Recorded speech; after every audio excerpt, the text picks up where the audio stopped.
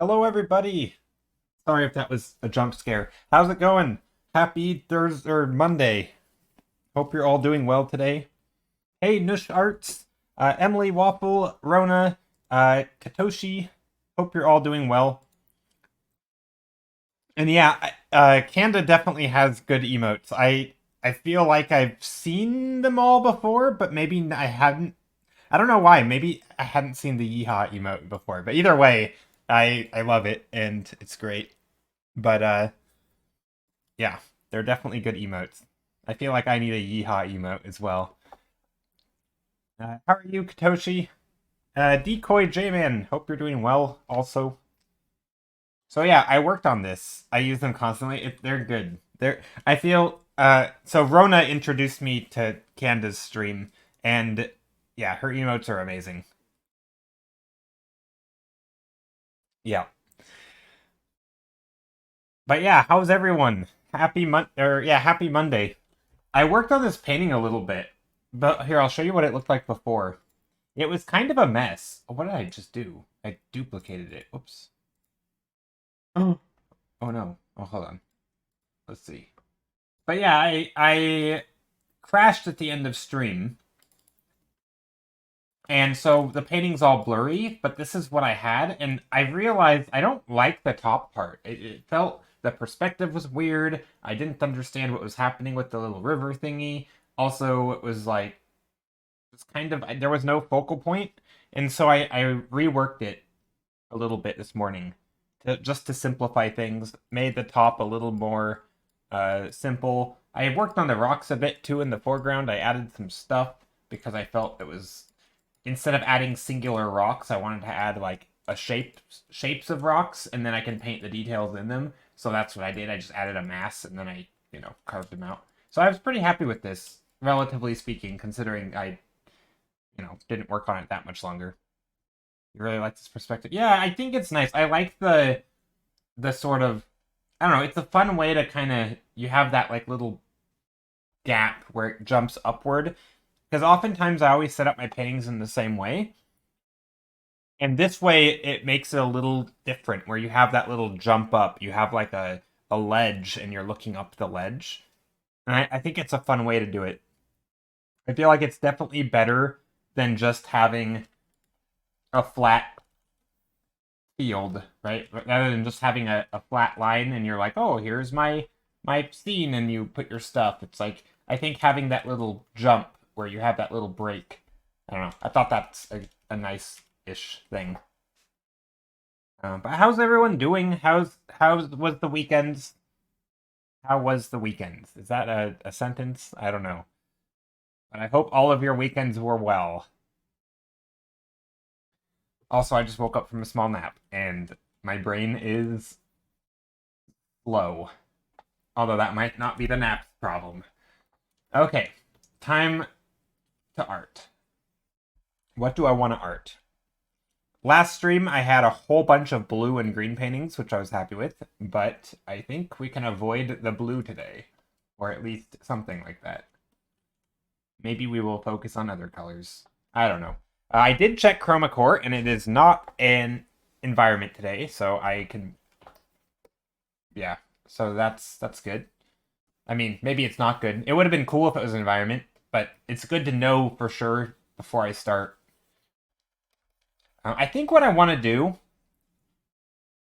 there's some artists who I've been looking at. One of them I mentioned last stream, Anthony Avon, who is awesome, and he does a lot of good stuff. Um, but while I was painting this, or repainting it into this, I realized, kind of with like the clumping of shapes, I really, even when focusing on details, which is kind of what I was trying to do with this painting, was like, oh, there's going to be a lot of fun rocks and stuff to paint, all these little details. But even when doing all the details, it's still, I mean, I already knew this, but it's still so important to clump your details into clean, simple shapes. Um, and that's where I kind of got wanted to regroup them, and that way I can just paint a cluster of rocks that make its own silhouette, or paint a cluster over here, which is still not detailed. So yeah, I want to focus on sort of clean a good strong read before I start detailing anything, because I do want to get into detailing more paintings, and I want to find a painting that I'm enthusiastic about to start working on. Like, oh, sinking a lot of hours into detail. Also, I just watched a Ruan Gia video that Rona linked, and it was just kind of, I don't know, something about just sitting down and just detailing the crap out of a painting for many, many hours. It's been so long since I've done it properly. I really want to do that. And so, yeah, I want to make sure I start though with a clear read. Not that you have to, but it's funny because I think Ruan Gia probably doesn't. I mean, his stuff still reads well, but I will say he is really good at making it read well from chaos. Like, I don't think he's as graphical as some artists in sort of the clear visual read that his images have. He's just really good at it's almost like the details are sort of the treat in his paintings because there's just so much of it. So he can I feel like he can kind of get away with whatever. But I am looking to maybe fall somewhere in the middle, right? Where I still have a good graphical read, shapes are still clear. And here, Rona, I want to show you this art by Anthony Avon because he's where is it? Here it is. I've showed it on screen last stream, so if he ever pops in stream, he's gonna be like, "What the heck is going on? Why does he keep showing my art?" Um, but this image is a good example for environments, I think, of somebody who details in a way that I really like. Right here, where it's kind of hard to zoom in, but like there is a lot of intricacy. I mean, it's not a ton, but there's quite a bit of intricacy in this compared to a lot of paintings. I don't think I can zoom in properly, but anyway, but like it still has a strong read. Like if you like all the shapes are still clearly defined. There is shadow shapes and light shapes. Gurney? No, this isn't Gurney. No. Or no, I mean I don't think it. Yeah, I mean Gurney is Dino Man. Yes, James Gurney is Dinotopia, dude. But no, I mean this has a certain. I mean it has a certain style to it, but I don't know. I like the amount of details that are in this, and I feel like everything has a nice level of polish. Whereas like even the random rocks on the side, like over on the far left, even that has a lot of detail, which I would never do if I were painting something off in the bottom corner. I feel like the color scheme and feel fits his things with Gurney. True. The rocks in the background are nutty. Yeah, they are, and they're. I think that I want to lean more into that. Like obviously this is a sketch, and that other one I just showed is a finished work, but there. I don't know. It's a thing that I've been thinking about. So it's kind of gotten me pumped up to to do stuff, to try stuff. So that's what I'm gonna do today. I think maybe I'll even start out with some literal black and white images, um, just to create some fun graphical reads. I'm not sure. But we'll see. Like 80s atmospheric form. Yeah, he has a very um or that painting I just showed has a very old school way of rendering light, I feel like, where it's literally just putting white onto it. And I think it works if you know your light is white, as opposed to not knowing how to paint light, so you just put white, mix white in with whatever subject you're painting. I feel like it's a very like it's funny, it's like the thing that new or amateur or just very beginner painters. I don't know why, but the word amateur always makes me. It feels like an insult. I don't know, but anyway, uh, what am I saying? Uh, but yeah, it always it feels like that's the way that a new painter or someone who is new to drawing is going to color their images is to just add white in where the sunlight is hitting. But I feel like he knows how to paint color and light, but he took that and sort of embraced it. It was like we just have a white light. Gives it a weird fantasy feel. I like that. I think it's. I mean, I don't need to do the white lighting, but I do. Yeah, so I think his colors are a little bit old school because I think that kind of there's definitely been other artists to do that as well. Jishu, how are you? Jer Jeremy draws. How are you, Jeremy? I assume your name's Jeremy. It's spelled differently than I've normally seen the word Jeremy, but I'm sure that's still Jeremy. I am going to draw some overhangs, and I realize hold on. No, I'm not. Let's back up. Let's try something way different. I normally don't start with black and white. Here, actually, let me grab something. Let me slap some paintings in here for some thumbnails. I don't know, just from some old stuff. Let's just open up some random old files. This is nice. I don't really know if I like what's happening in here, but the colors are nice. I just want to grab something, some old stuff, just so there's some color on the page. Distrublast. Distrublast. How are you, Distrublast? Alright, let's just slap in some old thumbnails. Maybe we'll get some non-blue thumbnails in here. Let me just grab something. What's this? Oh, not that. You're doing fine? That's good to hear it. What about this one? Anything in here? This one's kind of cool. Again, it is kind of blue, but that's okay. Maybe we'll copy two. I think I'm not sure if I'm gonna be slow today. I probably will delete some of these because I don't just want to paint things from other streams. But I'm bringing these back because I want to. Normally, I have kind of a rule for myself, which is don't actually practice on stream. I don't actually state it out loud like that, but it's kind of that, which is to say, don't overly focus on trying new things and learning on stream, because typically I slow down and start ignoring chat on accident, and that's not good. But I do want to try a slightly different way of doing it, or thinking about stuff. Here, let's put these in the middle so they're closer to what I'm drawing. Because stream for the longest time, and it always is, this is just a quick note for anyone who ever is thinking about streaming. If you actually want to read chat properly and also work on art properly, it's very hard to do both when you're constantly jumping back and forth.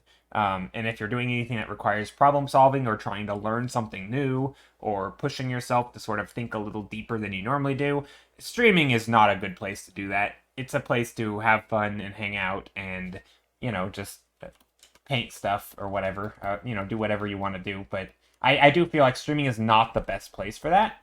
But it's hard because you spend so much time streaming that you still want to force yourself to learn and improve and do stuff. So I'm sometimes in like sort of a crossroads, if you will, where I feel a little bit at odds with what I want to do. Well, welcome to this stream. I don't know how to say your name. I feel like I should learn some words so I can read names like your name, because I can't read that. Hope you're doing well, though. Thank you so much. Okay, let's, so I'm trying to think about how I want to do this. I'm just sort of going to start with a graphical read, but I do want some light and shadow.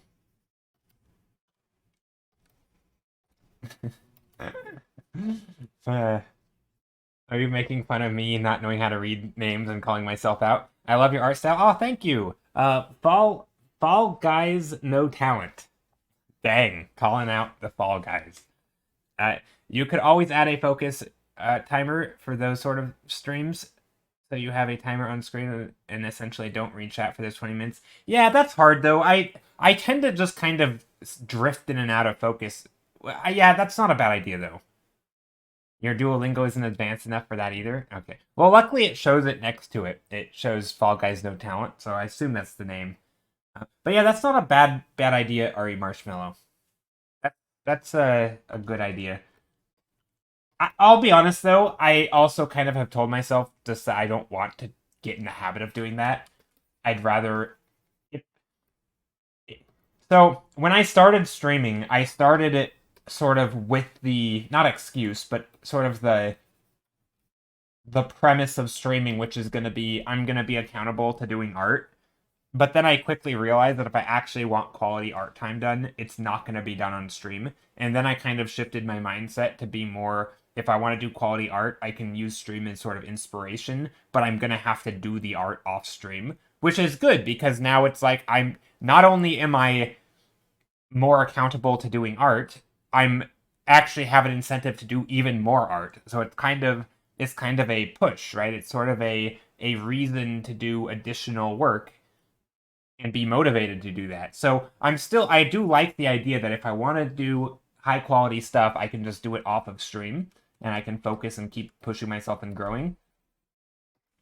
So even though I do have a little bit of desire to do that on stream, there's no reason I can't also do it off stream.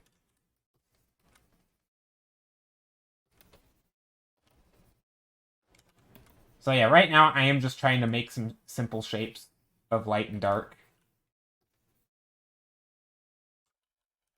Very tree-like stuff I've done before, but yeah.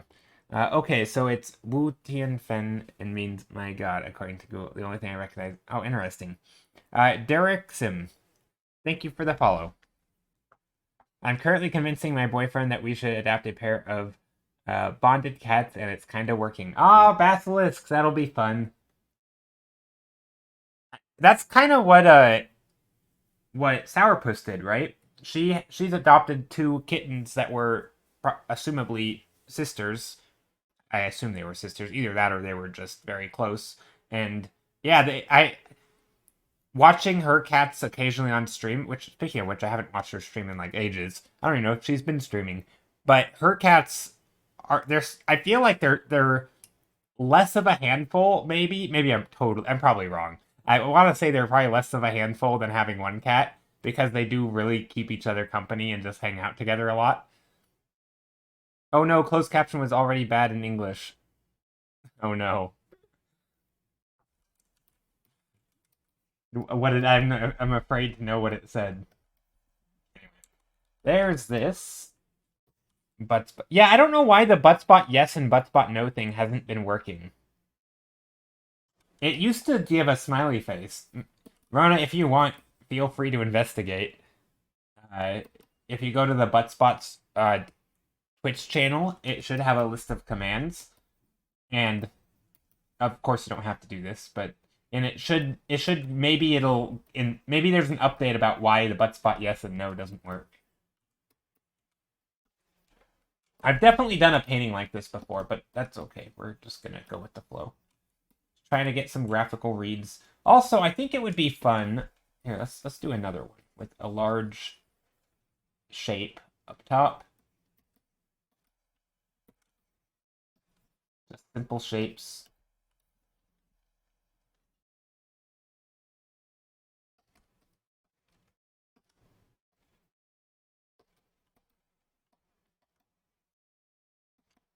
Something like this. And then something like this. Except this is, oh, I want this to be it's very Lion King-esque. Let's think. Let me change this. Let's go down here. I'm gonna really move this downward. And then really focus on the ceiling. Something like that. And I'm trying to give myself an excuse to go crazy with the details. And that excuse is basically make strong graphical reads and then, yeah, just go wild. But I also want to add a little bit of light. That's another thing I haven't been doing a lot of.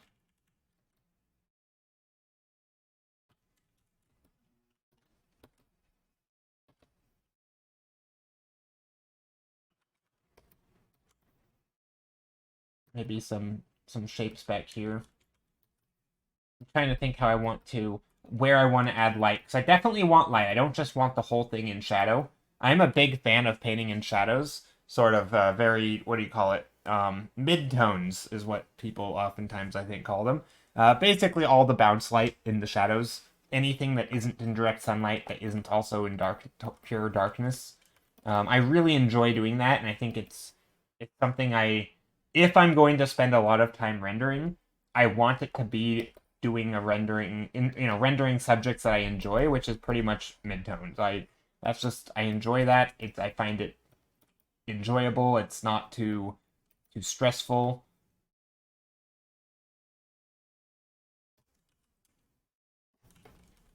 But then there's still the problem of if I'm going to spend that time on a painting, I want it to have good bones, right? I want it to have the fundamentals down or have a good variety of stuff. And part of that also means having a good amount of light and shadow, because light is important in my opinion. So, you can't find anything on the issue on first search? Yeah, no worries. No worries at all.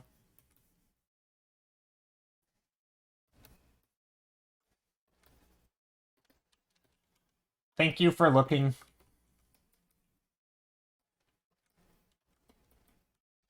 Yeah. Sometimes I feel like bots just break and I'd probably maybe have to re-add it or something. Maybe it's not an actual issue, it's just me having to, remove it and re-add it. Or maybe they just removed the feature because nobody used it and maybe it took up, I don't know, something. Hey Neo, how are you? Welcome, welcome. Hydrate command, excellent. Also, I have my tea right now, but it's extremely hot because I couldn't add milk to it very much. I added a little bit, but normally I have used the milk to cool it down a bit, but I ran out of milk, so it's just basically piping hot tea that I can't drink properly. So that's a shame.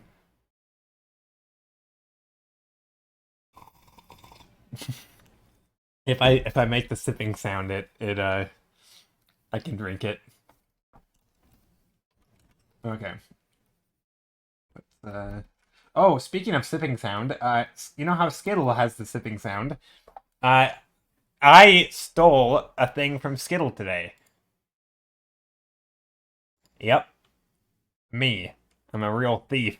No, I was on DeviantArt, and I noticed that his profile was super fancy because he had like the stream embed into his profile, and when you're offline, it says, this person is currently not online. Here's their schedule, and it was like it looked really good. I'm like, oh my god, I want that. So I fiddled around and basically stole his DeviantArt profile layout because it's super nice. So yeah, that's my story.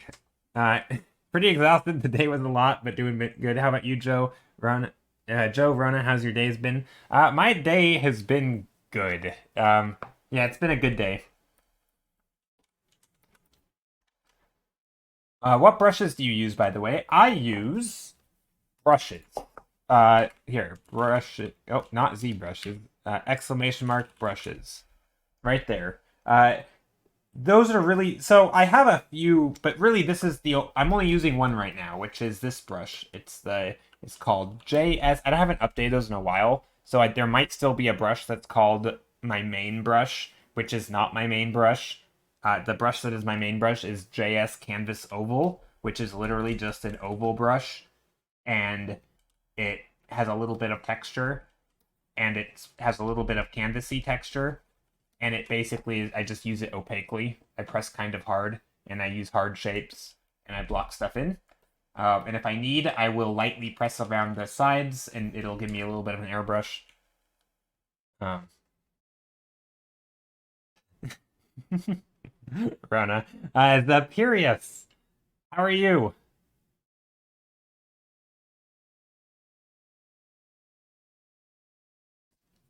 Hope you're doing well. Yes, it is a great quote. So yeah, these brushes are very basic, but I think it works well for blocking in shapes. I don't really think anything fancy is necessary.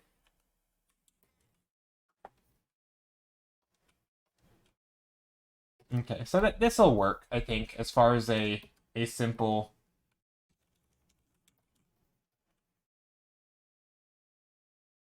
painting. I will need some sort of light or shadow up here, probably. I don't know. I'm gonna have to figure out how I want to do that. Because right now there's a weird shapes.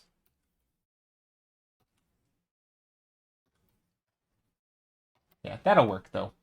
Alright, so that's gonna be that. And then I'm gonna do these three, and then I'm probably gonna slap some color on it and stuff. I may end up just switching to color thumbnails entirely. I'm good. What about you? I can see you're doing some really good stuff around here. Good job. Thank you.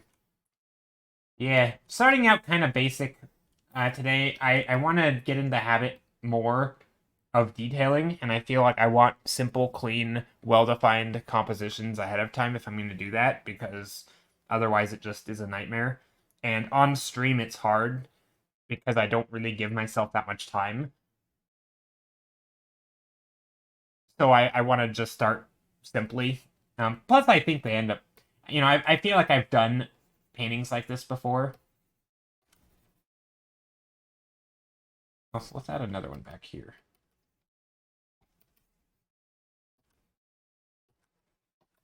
Something like that.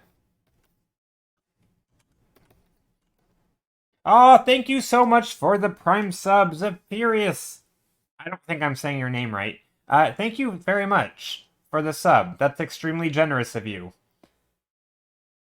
Thank you very much. I almost missed it. I'm still. Speaking of Skittle earlier, I should just ask. No, I don't think Skittle could solve this problem, unfortunately. Without having to just undo stuff and redo it, which I think is the solution I'm gonna have to do. But for some reason, my alert box doesn't play sounds for me, and it's not muted in any capacity that I can see. It shows that it's playing, but it's not coming through my end, and I'm not sure why. I don't really know how to fix it, but it's very easy for me to miss stuff with like alerts. Luckily, I have the visual notification, so I can see that. But yeah, thank you very much for the subs. Let's do one. Let's do another. But this one, let's focus on shapes of light. So because I want to do silhouettes of light, so primarily objects in light, I'm just going to darken the whole background. Or not, just a little bit. And that way I can make shapes with... What's happening? I can make shapes with light. What's going on? Something fishy's happening on my end. I think my fingers were off the keys by one. Do you guys ever do that where your fingers are all shifted one to the left or one to the right, and every time you hit a button, it's just not working? I'm pretty sure that's what just happened to me.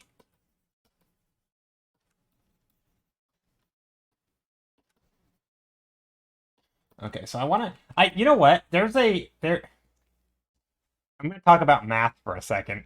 Have you guys seen, there's like little logic puzzles and stuff where they're like, you have a square, and there's, it's a 2x2 square, and your objective is to color, there's like theorems for this, but it's like your goal basically is to color each of the squares either black or white, and the white and black squares cannot touch each other, right? So obviously in this case it would be white and white, or black and black, and then the other two, right? You do a diagonal so that it's white, it rotates. But then you get into like, okay, well now you have three colors, right? Now you have a dark, a yellow, and an orange. And now your square is 4x4.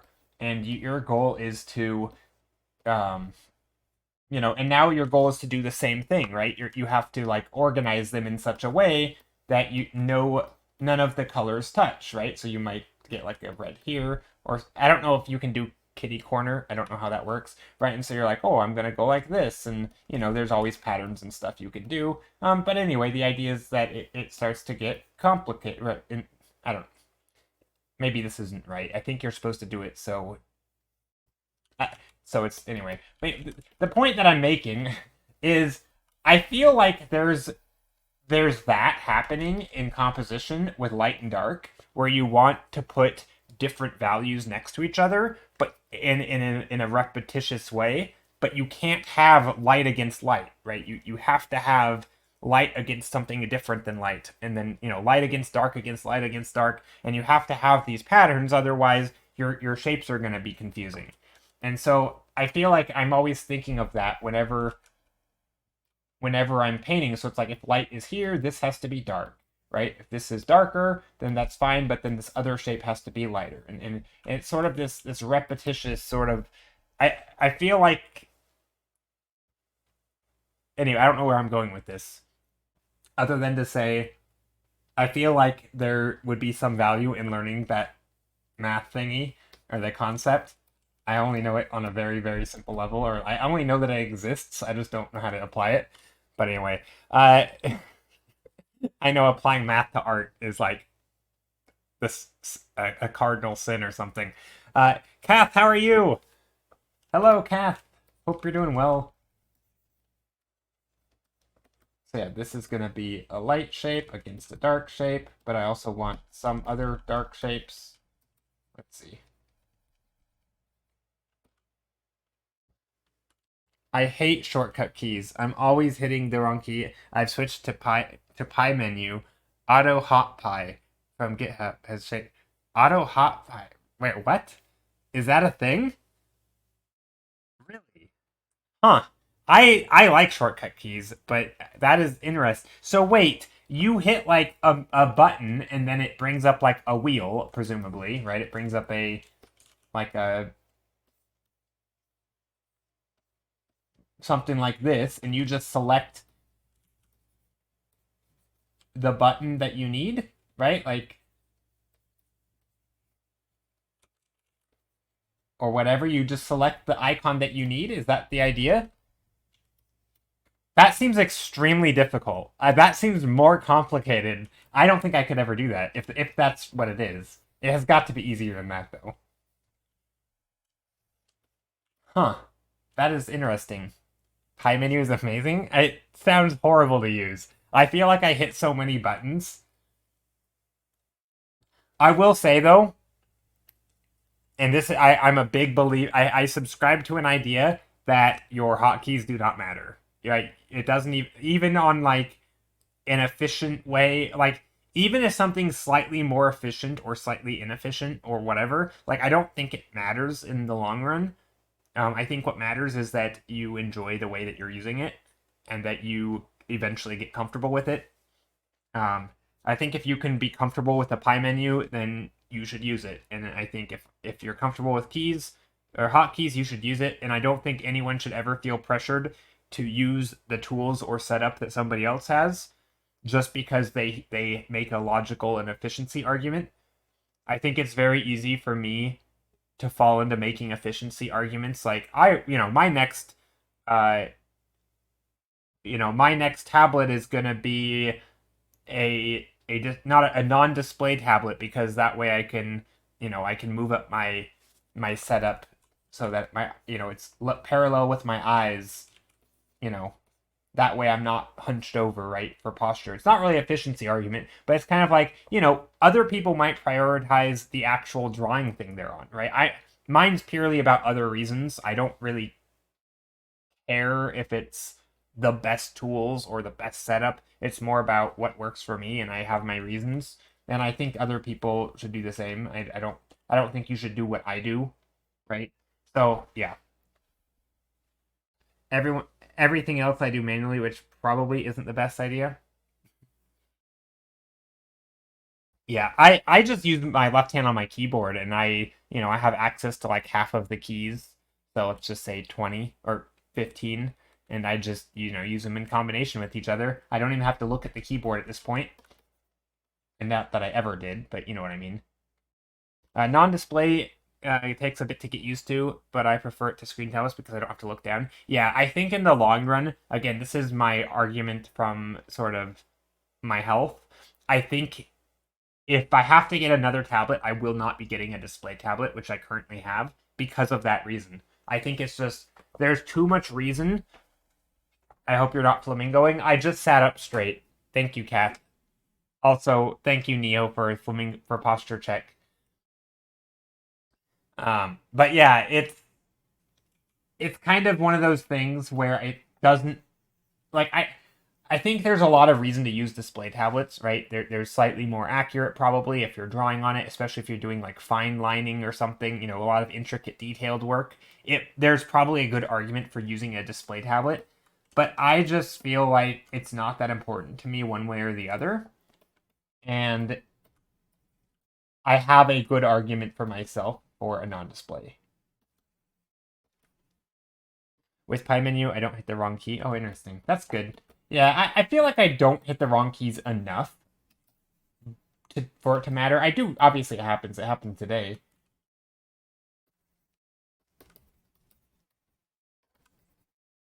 Also, I'm trying to get this in a way that makes this look like light.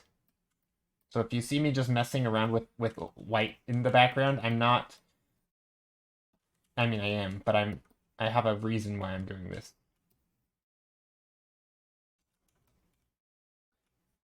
Maybe the light can make interesting shapes like this. Like that John Avon, not John Avon, Anthony Avon. John Avon is another great environment artist. Classic Magic the Gathering images, some of the best, or some of the most iconic, I should say. It's funny, I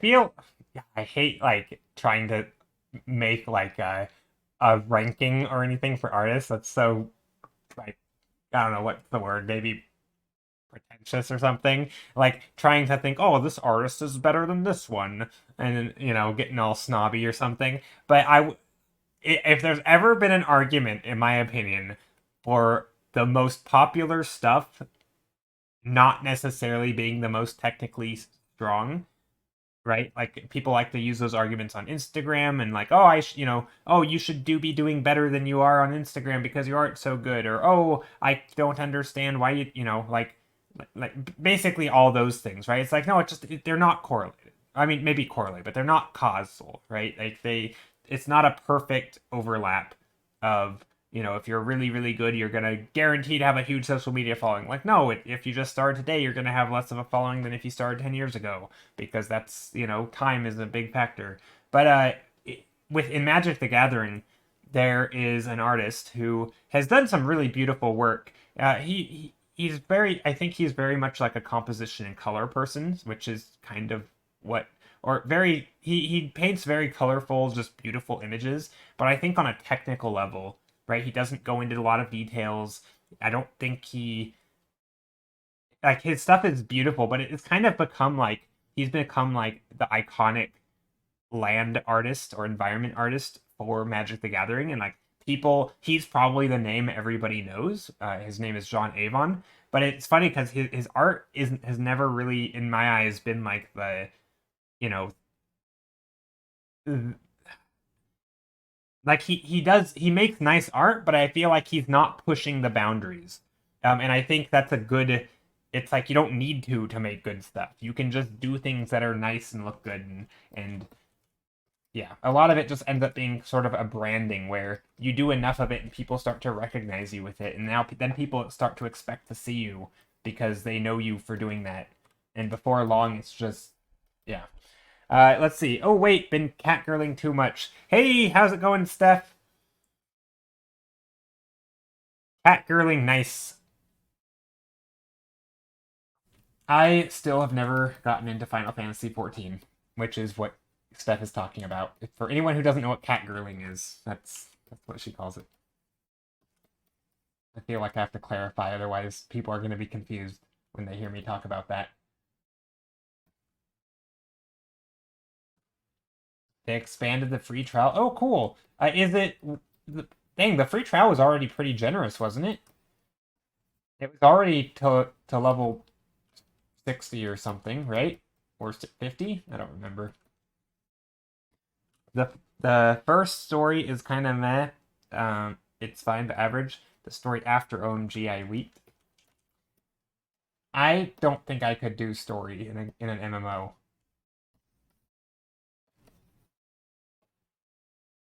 I feel like I'm the person who runs through everything and just smashes skip chat or skip dialogue. And because those games are so predicated on the amount of time you spend, like, screw sitting through all the dialogue when the game is built around spending a lot of time. Like, what a way to not be efficient, you know? I don't know if other people feel that way, but dang, it's so hard to bring myself to read dialogue in MMOs. So I just don't. I also am not an MMO person. I well, I say that, but I kind of play an MMO, but it's not really an MMO. It's a fake MMO. It's an ARPG, which is Path of Exile, but yeah, not really an MMO. Kind of. It has MMO-like qualities, but it's not. It's not open world. Or it's not a... Yeah, not really. You pretty much make your own games, and yeah, everything is your own instance. Hey, yo, Skittle! Skittle, I stole your DeviantArt page setup. I hope the week is off to a good start. It is. Started off with some thievery.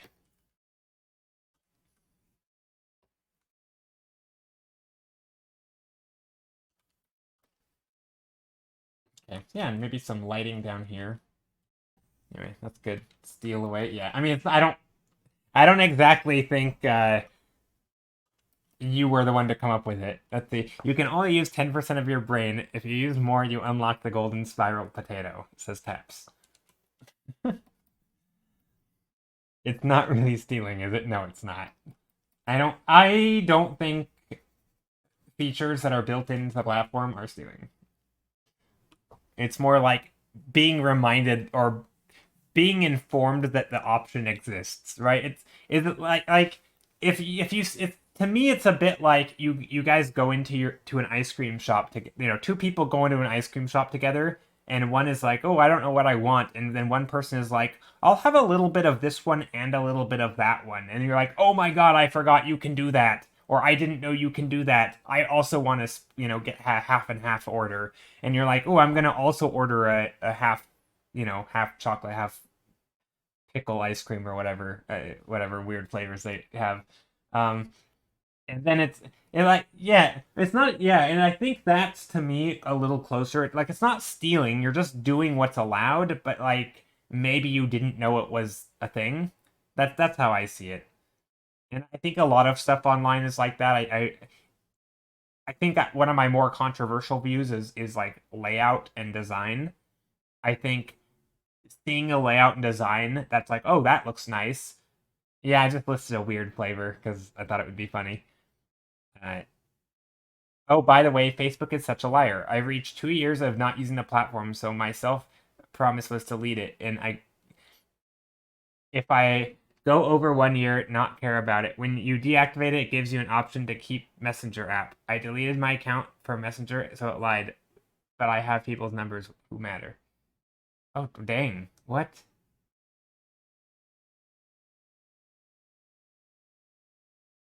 So it said you would keep their numbers, but then it deleted them? That sucks. That is messed up, actually. Okay. Back to art for a moment. I gotta express my thoughts here. I don't know what I'm gonna do. No, I think I like the black and white thumbnails, but let's slap some color on it. These are a little basic. Well, maybe they are too basic. Let's keep on exploring for a bit. Yeah, I was joking with pickle ice cream, guys. There isn't such a thing as far as I know. There probably is, but I haven't had pickle ice cream, nor do I ever plan on it. I am actually I like the traditional flavors of ice cream, or the very common flavors. I like the chocolate, the vanilla, the cookies and creams. I like those. I actually even like strawberry ice cream to some degree. I used to hate it, but now I like it.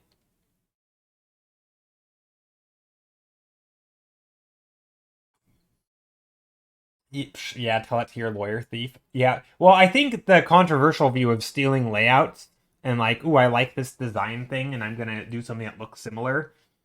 I feel like as long as you don't directly copy paste and as long as it's a reproduction, a stylistic choice is not. I don't know. I mean, I realize there are things you could just straight up steal that would be stealing, and I think it's a little bit of a murky water. But like, if you see a website that you really like, and you're like, I want a website kind of like that, and the person is like, okay, all kind of, and then you sort of mimic it, like, oh, I want a box at the top, right? Like, oh, I want a box. I can't draw it. A box at the top, and I want my menus right smack dab in the middle because I'm bad at web design. And then I want, a chat bar on its side over here and like and then you want a picture or something over here, like doing something like that I feel like is totally fine to take inspiration from and to steal it, not directly steal, but you know what I mean, like reproduce it in a similar way. um it might be smart to change it up a little just so that there's people can tell it's different, but that kind of thing to me isn't like huge. Sort of like with streaming, how both me and Skittle will start out with a bunch, a grid of 9 thumbnails. We both do thumbnails on stream. We do environments. Our streams are relatively similar in that regard. I don't really feel like it's stealing. Like if Skittle wants to copy my style for stream, just kidding. He's more than he's like I don't need to give him permission. Like he can just do that. Same thing with like emotes. I feel like if people have like waving emotes, like you're like, oh, I want a waving emote, and then you take a waving emote that kind of has a similar style, but like it's a character waving in chibi form. Like that's pretty standard. I don't know. I think a lot of those kinds of areas, to me, they're pretty okay to, like, as long as you're not copying the art directly. I think you're fine. Um, Kira Ard, thank you for the follow. But I know that's a controversial view, and I know that not everyone agrees with me on that. I think some people are like, yeah, edgy boy Joe thriving today. I don't think I'm being edgy. Am I edgy? Maybe. The thumbnail process and voting thing is a fun challenge because I tried it during last year's streaming thingy, and it was a really fun challenge. I could see why you did it a lot. Yeah, I mean, I did it because it kind of made sense. Vote. Well, it sort of made it happened in stages, really, right? It happened as far as I remember. I was already doing thumbnails, and then I think it was Rona who suggested, why don't can we vote on them or something? I think maybe she just wanted to vote on them. I don't know. And so I was like, yeah, that's actually a really good idea. Let's vote. And then it was like, you know what, this is genius. And yeah, Rona has contributed so much to stream.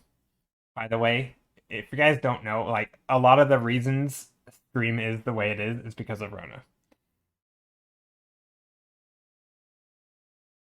Literally, how we started talking was me having stream notes. Yeah, pretty much. You've literally written notes for stream, and like, here's my analysis. Like, yeah, it's. I feel like a Karen now. No, are you kidding? Rona has been extremely helpful. She's pretty good. She's pretty good at telling you how it is, for the most part. Although I do feel like that's an area where pretty much everybody can get better at, which is giving critiques. Um, I think especially myself, but I think in general, most people probably go a little light on critiques because they don't want to be, you know, quote unquote mean. Like they don't want to say something that's going to upset someone, and so I think there's a tendency to hold back a little bit. And I think this goes for everyone. I'm especially bad at it. I think Rona's significantly better than I am at it, and I think some people are probably very good at it. But I like the blunt critique. I think you can be blunt without being mean. I think you can just say how it is. And I think there's a balancing act, right? Because you don't want to you don't want to spend all your time sugarcoating it, saying, "Well, I really do like it, but there's this little thing." Like it's fine to say, this looks a little off, right? It's I think it's okay to say that. Um, but it's hard because it matters who the person is on the other end, because it's easy to take critiques like that as sort of if you don't, if you just come out of the blue and say that, it's gonna sound like a personal attack or something. Or if the person has never had a critique, it's gonna be really hard. So I think all it takes is for you to have some pushback on a few of your critiques, and suddenly you feel like you have to be extra kind and delicate, and then suddenly for everyone else your critiques are just now worse because you're walking on eggshells.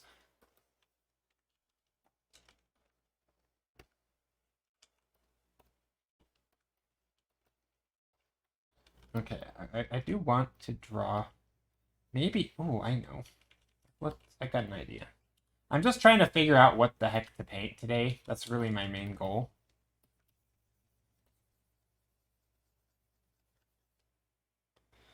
HOQ is today. How am I today? Is that wait HOQ? What is that? How Hawk is today? I don't know what HOQ is. Are you asking how is Rona today? It's incredibly hot here, and work has been a bit of a roller coaster, but all good. Now I need to buy a cooler tomorrow. I can no longer sleep with that fan on. I feel like it's all about how good you phrase it. True. It's especially hard to critique over text where tone doesn't transfer. That's true. I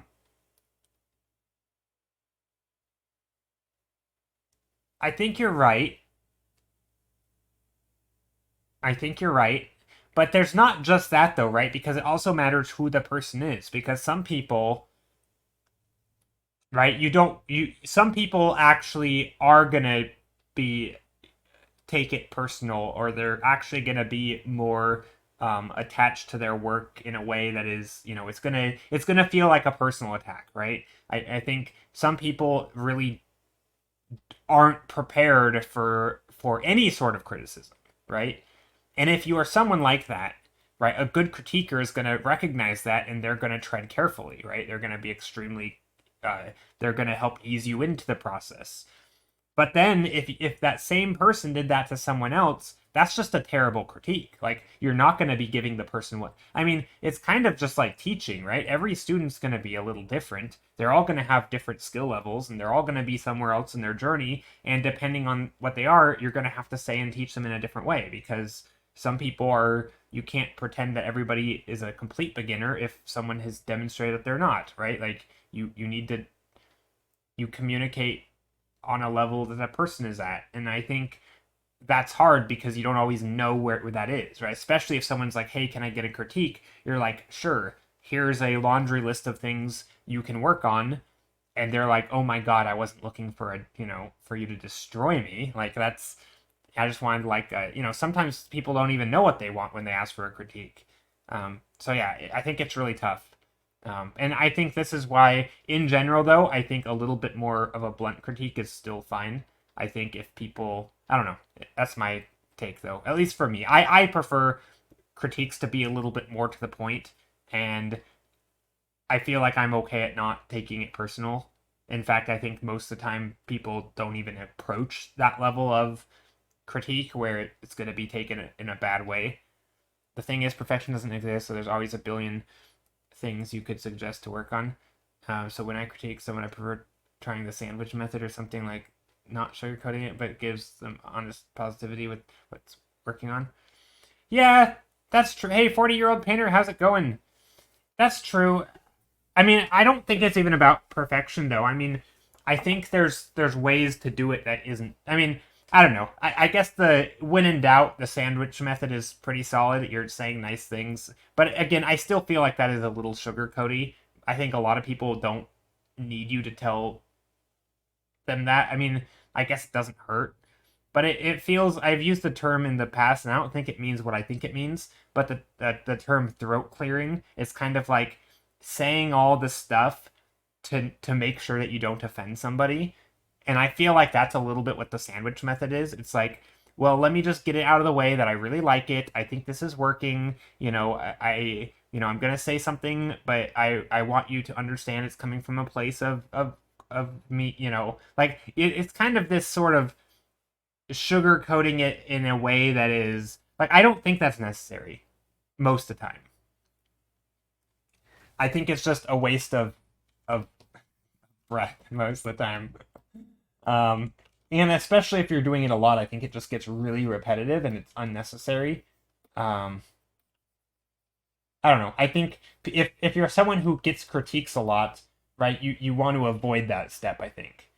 Now, that's not to say that sometimes it's important to know what's working, right? Because I think there are cases where you just really don't know what's working with your painting.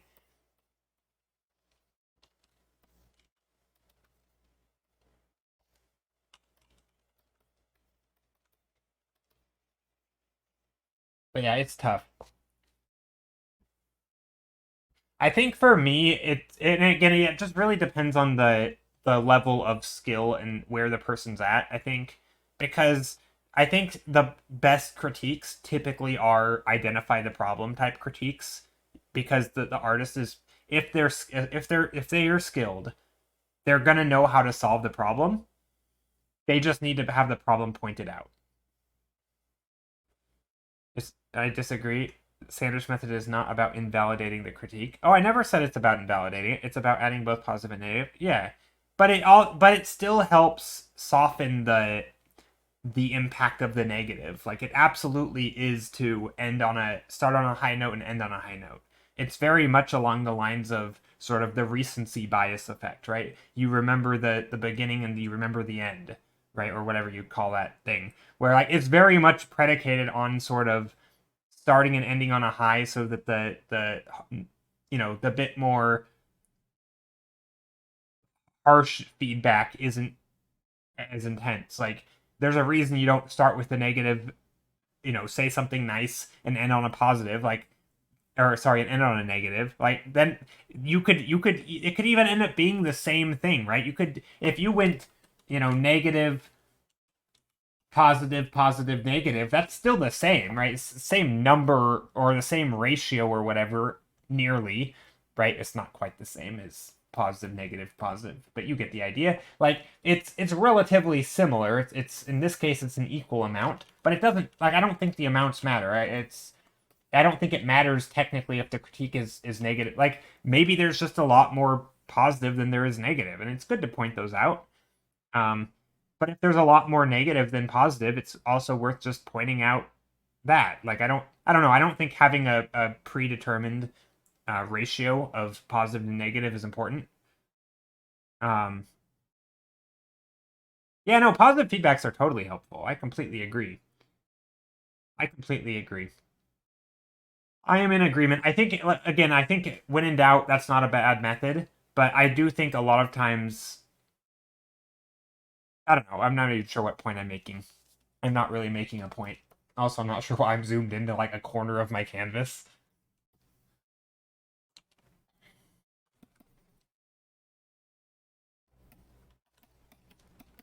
But yeah, I think for me, the main thing is I think when it comes to critiques and stuff, I feel like well, I think there's two things. I think one, people are really bad at asking for critiques, and I don't mean this to like shift responsibility from myself if I'm giving a critique, but I even mean that in like towards myself. Like I think I'm pretty bad at asking for critiques. And what I mean by that is I think people oftentimes aren't they don't make it clear what they want, and so it's kind of up to the critiquer to try to figure it out, which is kind of fair because in some ways that's like the teacher, but also there's sort of a lack of like follow-up questions, right? So if for example because like I'm a big fan and I just mentioned it, which is if you're going to critique somebody you can oftentimes say problems. So you could for example say uh the the focal point feels or the painting feels a little static, right? Maybe the focal point's a little in the middle, or that would be one solution. But like understanding that there could be more solutions than that, right? You could also throw it off balance by adding more stuff over here, right? That would help balance out the composition and make it like so there's if your painting was too, focal point in the middle, instead of saying your focal point's in the middle, that's bad, you could say I feel like there's I mean, maybe that one you could say that. I don't know, but I think in general you could say things more like the balance of the composition is a little wonky, and maybe you could maybe there you could add some additional points of interest, or I mean, even that's a suggestion, right? I think sometimes you can just lay out the solution or sorry, you can lay out the problem and let the person solve it. And if they don't understand enough about, say, composition or something to make those problem solving choices, then they can ask and say, what do you recommend? Right? I feel like there's not really I feel like people aren't very good at, like, I think we in general aren't very good at setting up sort of like rules of engagement for critiques.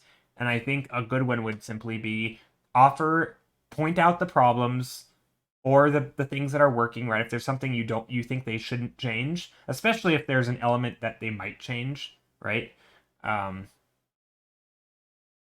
so you kind of point out maybe some good things, but maybe some bad things. But even better, just ask what you're looking for in the critique, and then the person can point out exactly what you're asking for. And if there's something else, you can ask them if they want to hear some additional thoughts, because maybe it's a beginner and they just hadn't considered some other things they should know, right? There's classic examples of people being like, "I really struggled on my hair on this character. I think I need to learn how to paint hair. Does anyone have any advice?" And then you look at their painting and it's like everything, like anatomy is wonky. They clearly didn't understand a lot of things, but their hair actually looks okay. And it's like the hair is not the problem. But do you tell them that? Because they were asking about the hair. And so there can be, so you could give them pointers on the hair and then be like, I think I actually don't think the hair is the major issue, but I'm not sure if you're there yet, and if you are, I'm happy to say more or something. Like, I think there's ways to approach it that are respectful, but I don't think there's a formula really. I don't know. Maybe I'm contradicting myself, but yeah, that's the thing. I think there actually is no limited amount of positive and negative things about anything. It's always so many things you can mention, but if you give a giant ton, I can't see it being helpful. Yeah, no, I'm definitely not making an argument for it being helpful to just list a list of things. Yeah, definitely not. That's not a good way to critique, for sure.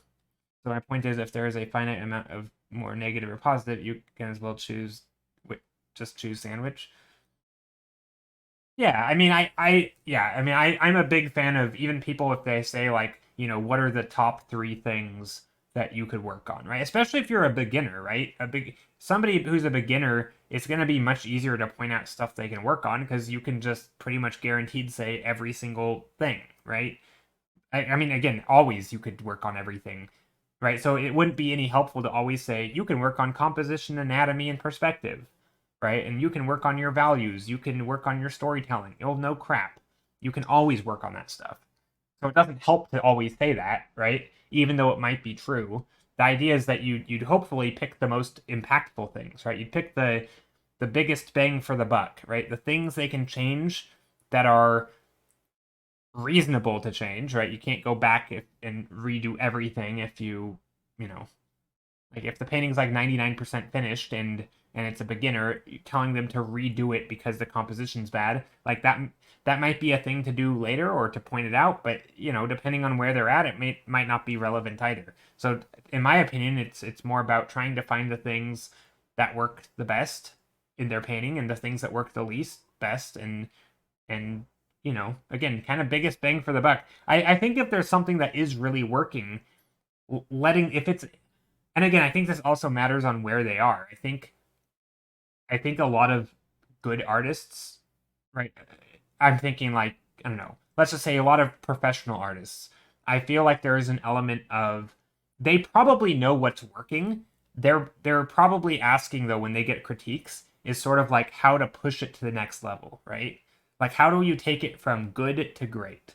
Right? I don't think saying, "Oh, I really like your lighting." They're probably hired for their lighting, right? Like they probably know mostly what's good about their painting, right?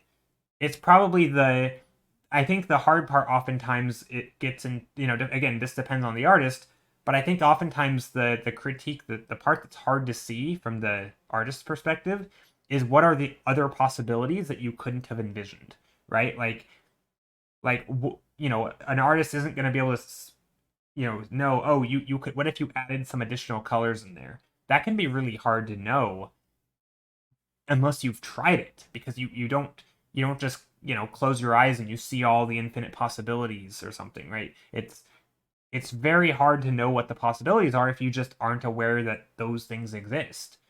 So this is where someone with experience can oftentimes give pointers, and I think for a very experienced artist, a critique is going to look very different than an inexperienced artist. Anyway, I'm not really sure. I don't really have a point in all this other than I think critiques are tough, both for the critiquer and the critiquee. But I think from the critiquee's point of view, well, yeah, from the critiquee's point of view, I think the critiquers oftentimes don't say it like this. I think there is a tendency to try and be nice because people don't want to upset. And I think often, and again, some people are great at, like doing the sandwich method, and they do give you good stuff. They give you, they give you some hard truths, and they give you some good compliments, and it's all great. But I think even then, there's a tendency to hold back a little bit.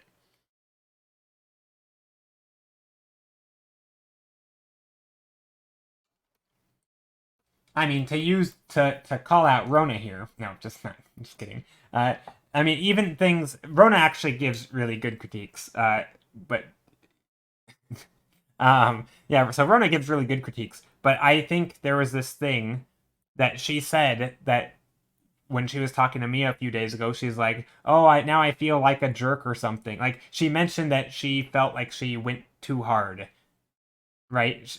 And sort of she made a comment saying like, I don't want I feel like I'm being mean or something. And like, no, not at all, right? Like like the fact that you're even thinking that or saying that is an indicator to me that you could have been way more harsh and it would have been totally fine, right? Like you weren't anywhere near being mean. And I think a lot of people have this feeling like, oh, I'm getting into mean territory. No, I think people can go way more hard, right? So, and again, I absolutely do this. I'm even worse at this than anyone, pretty much. I'm terrible. I try to be way too nice, I think, in my critiques, and I think I end up giving crappy critiques because of it.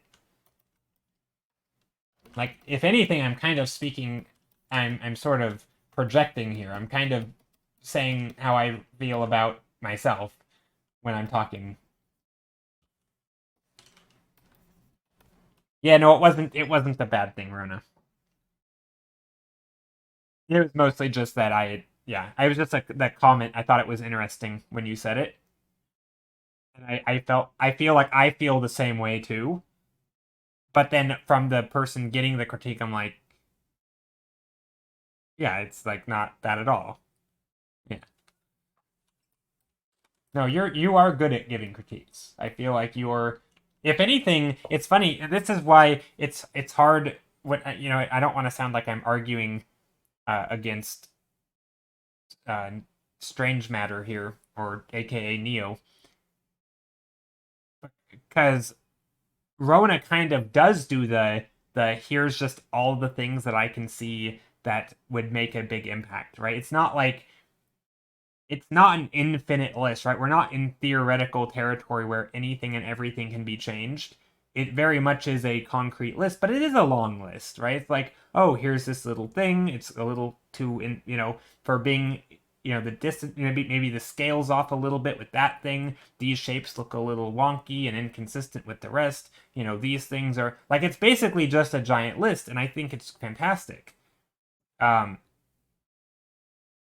and so it's a little bit sort of like I think in realistically, people, if you were just to ask someone everything that's wrong with your painting, they're not gonna list like they're not just gonna go on forever. Like technically, like in theoretical land, yes, they could go on forever, right? Because you can always do something different, right? There is no perfect, but that's not how people are. I feel like people aren't gonna do that. You don't argue against me, you just start ranting, and I co-rant about my own opinion sometimes. Yeah, that's fair. That is fair. But yeah, like I mean, I think I argue or not argued. I responded to the point of like no, it, there's no finite amount of more negative or more positive. Like I think I don't know, I think it depends on context, right? I think it just depends. And I think in you know, realistically in a practical sense, most of the time you're not gonna be in the realm of like the limits, right? You're not gonna be off in magical land where people are you know just overwhelming someone. Like I think people err on the side of caution, and I think they go too soft. That's basically what I'm saying. I think people are even less like in practicality, people are even less like what you said they could happen than what I think they are. And I think like the sandwich method is a way of holding back, right? To me, that feels like you're setting artificial limitations on sort of the critique because you're again, your one negative thing about like the painting, like there's if they're specifically asking for what's not working and someone throws them two things that are and one thing that isn't, that's literally not what they're asking for, right? And I guess that's where I'm coming from. Like if someone already feels like they know it's working, but they just can't quite put their finger on how to push it one step further, I think that's where yeah, I don't know. It's tough. Critiques are hard, and some people are really good at them, and I'm not. Gotta go quick. Okay, go quick. 5 minute thumbnail sketch, I will do that. And then I'm gonna jump into some color. But first, I want to work on some of these. I do want to make these interesting shapes.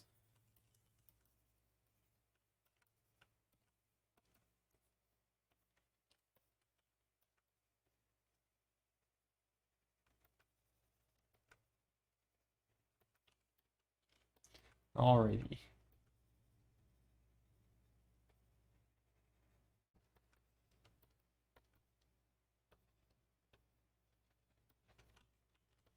But see, like right here, there's not really any light. So I think the light's gonna have to come in, gonna have to put in some light.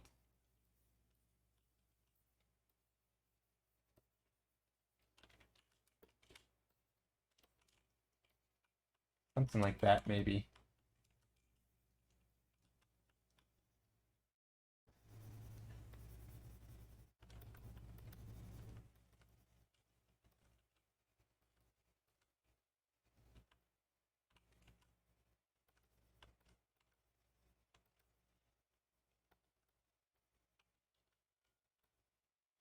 Actually, I kind of like this, but I think it needs to go that way more. I feel like, I don't know how to do that. Let's try this.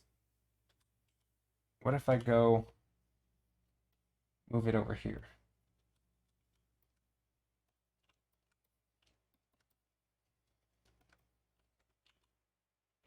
No, that's not gonna work.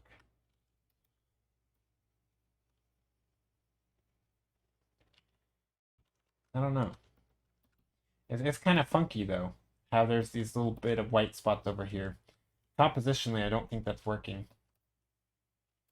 But I like the rest of it, kinda. Sorta. Maybe.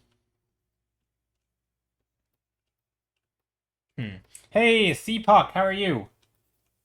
Okay, anyway, I'm going to do some quick 5 minute thumbnail sketch. Also, I need to turn on my fan because it's super duper hot. There we go. Okie dokie. Alrighty. I am finding my 5 minute thumbnail timer, which is called Snaz. Quite snazzy. Start that. Turn on the visual thingy. There we go. CPOC, how are you doing? Hope you're doing well today. Snaz. Yeah, it's called Snaz. S-N-A-Z. With a Z. Okay. I'm gonna do this thumbnail in color because I'm gonna start doing color, and this is like my color warm up. So, doing well. Thank you. Hope everyone's groovy as well. I am groovy. I think I'm pretty groovy. All right, let's start. 5 minute thumbnail, starting now.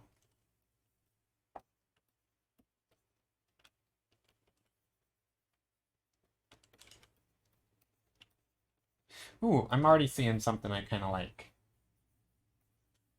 Maybe there's some light coming down here from above.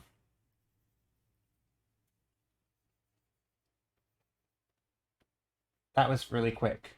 I'm already happy with this. That was like the quickest thumbnail thing I've ever done. I mean, I'm not finished, but you know what I mean.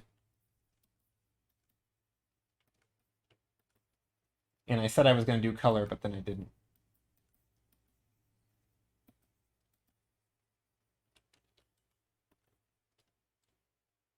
Ah, it's lagging. Groovy. Yeah, exactly. Very groovy.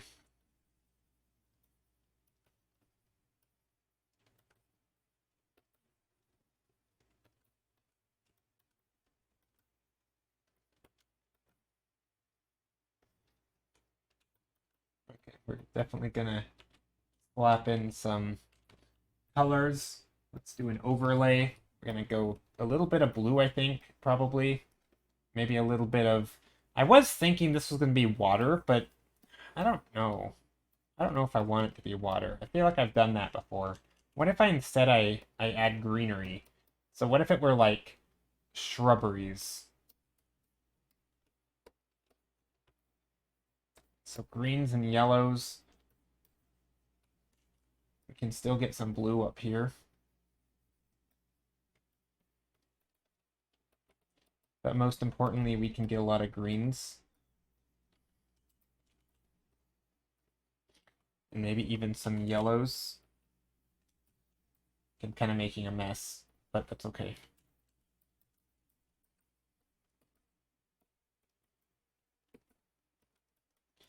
These could be little blobs of green and blue. Are there plant life under here? And again, I'm trying to just stay in the shadows here with these colors of blobs. We have 2 minutes, 30 seconds left.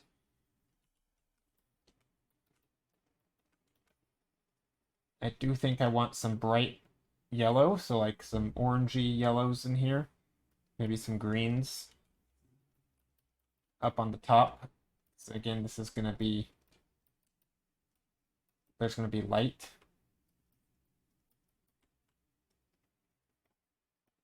So some yellow. Also down in here, some yellows. And then some blue greens down here. Very colorful.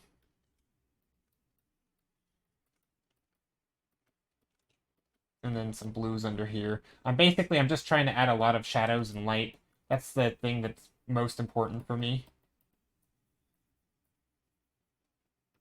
Lots of greenery in here. This was going to be like a waterfall or something at first, but I'm changing it on the fly.